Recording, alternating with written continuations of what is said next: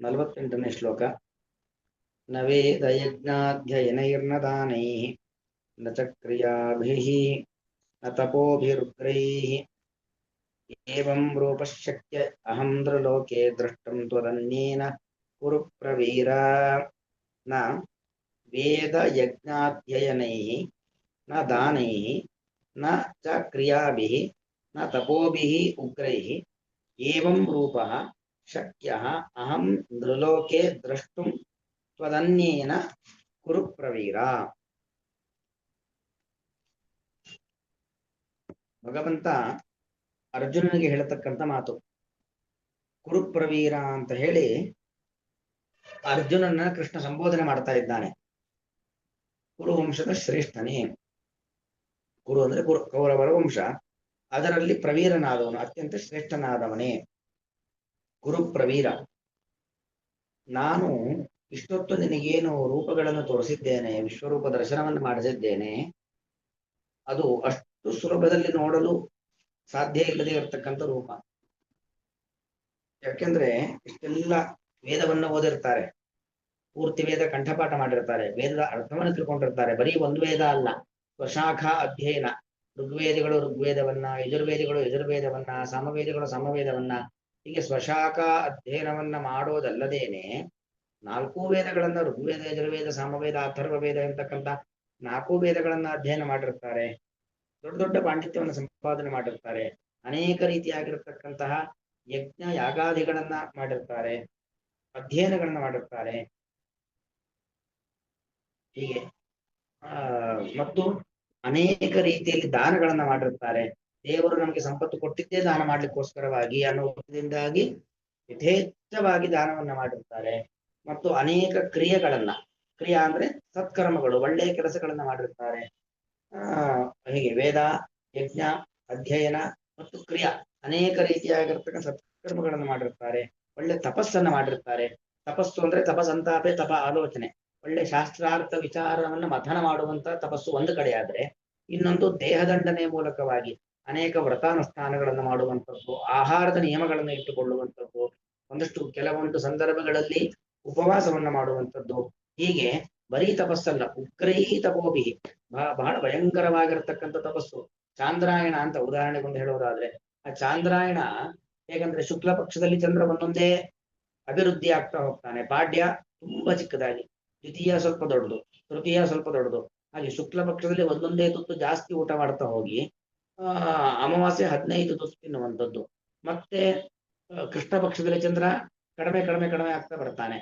ಹಾಗೆ ಕೃಷ್ಣ ಪಕ್ಷದಲ್ಲಿ ಒಂದೊಂದೇ ತುತ್ತು ಕಡಿಮೆ ಕಡಿಮೆ ಕಡಿಮೆ ಮಾಡ್ಕೊಂಡು ಬಂದು ಅಮಾವಾಸ್ಯೆ ಪೂರ್ತಿ ಊಟ ಇಲ್ಲ, 2 ಏಕಾದಶಿ ಊಟ ಇಲ್ಲ, ಹೀಗೆಲ್ಲ ಒಂದೊಂದೇ ತುತ್ತು ಆಹಾರ ಒಂದೊಂದು ದಿವಸಕ್ಕೆ ಹೆಚ್ಚು ಮಾಡ್ತಾ ಹೋಗೋದು, ಮತ್ತೆ ಕ್ರಮೇಣ ಕಡಿಮೆ ಮಾಡ್ತಾ ಹೋಗೋದು. ಇದು 1 ತಿಂಗಳು ಈ ತರ ನಿರಂತರವಾಗಿ ಬರೀ ಆ ತುತ್ತಿನ ಮೂಲಕವಾಗಿ ಊಟ, ಅದು ದಿನಕ್ಕೆ ಒಂದೇ ಬಾರಿ.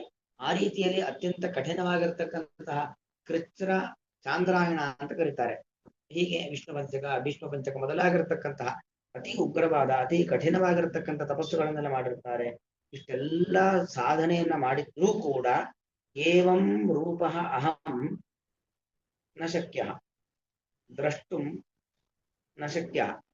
ಈ ರೀತಿಯಾಗಿರ್ತಕ್ಕಂಥ ರೂಪ ಇದೆಯಲ್ಲ, ಈ ರೀತಿಯಾದ ರೂಪ ಅಂದ್ರೆ ಇಷ್ಟೊತ್ತು ನಾನು ನಿನಗೆ ಏನು ಆ ವಿಶ್ವರೂಪವನ್ನ ದರ್ಶನ ಮಾಡಿಸಿದ್ದೇನೆ, ಈಗ ಚತುರ್ಭುಜನಾಗಿ ನಿನ್ನ ಮುಂದೆ ನಿಂತಿದ್ದೇನೆ.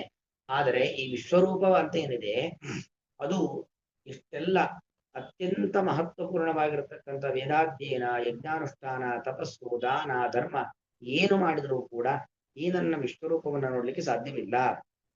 ತ್ವದನ್ಯೇನ ಅಂದ್ರೆ ತ್ವದನ್ಯೇನ, ನಿನ್ ಬಿಟ್ಟು ಯಾರು ನೋಡ್ಲಿಕ್ಕೆ ಸಾಧ್ಯವಿಲ್ಲ ಅಂತ ಅನ್ಸತ್ತೆ ಮೇಲ್ನೋಟಕ್ಕೆ. ಆದ್ರೆ ಹಾಗಲ್ಲ, ನಿನ್ನನ್ನು ಬಿಟ್ಟು ಯಾರಿಗೂ ನೋಡ್ಲಿಕ್ಕೆ ಸಾಧ್ಯ ಇಲ್ಲ ಅಂತಲ್ಲ. ಯಾಕಂದ್ರೆ ದೇವ ಋಷಿಗಳಲ್ಲೂ ಕೂಡ ಈಗಾಗಲೇ ತಿಳ್ಕೊಂಡಿದ್ದಾರೆ.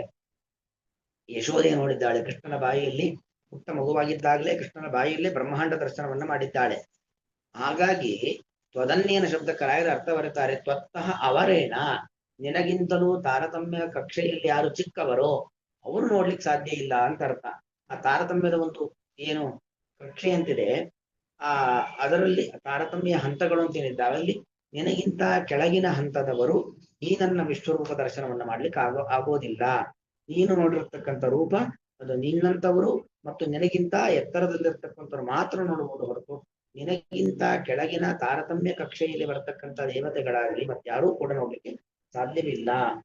ನೀನು ಕುರು ಪ್ರವೀರ, ನೀನು ಕುರುಕುಲದಲ್ಲಿ ಶ್ರೇಷ್ಠನಾಗಿದ್ದೀಯಾ ಅಂತ ಒಂದು ಅರ್ಥ. ಆದರೆ ಇನ್ನೊಂದು ಕುರು ಪ್ರವೀರ, ಕುರು ಅಂದ್ರೇನು? ಕರ್ಮವನ್ನ ಮಾಡುವುದು ಅಂತ ಅರ್ಥ.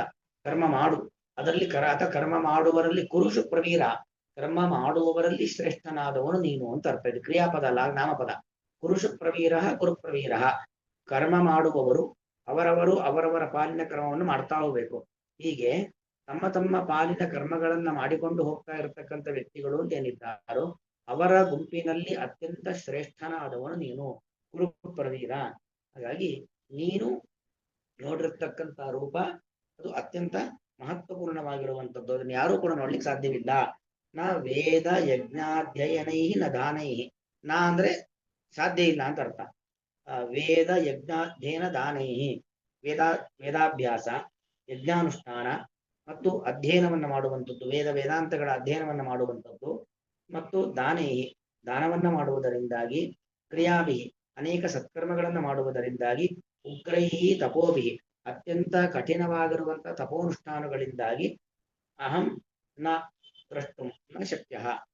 ನಾ ಅನ್ನೋದು ಎಲ್ಲ ಕಡೆ ತಗೊಳ್ಬೇಕು. ವೇದ ಯಜ್ಞ ಅಧ್ಯಯನೈ ನ ದ್ರಷ್ಟುಂ ಶಕ್ಯ, ದಾನೈ ದ್ರಷ್ಟುಂ ನ ಶಕ್ಯ, ನ ಚ ಕ್ರಿಯಾಭಿ ದ್ರಷ್ಟುಂ ಶಕ್ಯ, ನ ತಪೋಭಿ ಉಗ್ರೈ ತಪೋಭಿ ನ ದ್ರಷ್ಟುಂ ಶಕ್ಯ. ಅತಿ ಕಠಿಣವಾದ ತಪಸ್ಸುಗಳಿಂದಲೂ ಕೂಡ ದ್ರಷ್ಟುಂ ನೋಡಲು ಅಹಂ ನ ಶಕ್ಯ. ಕುರು ಪ್ರವೀರ, ಎಲೆ ಕುರುಕುಲೋತ್ತಮನೇ,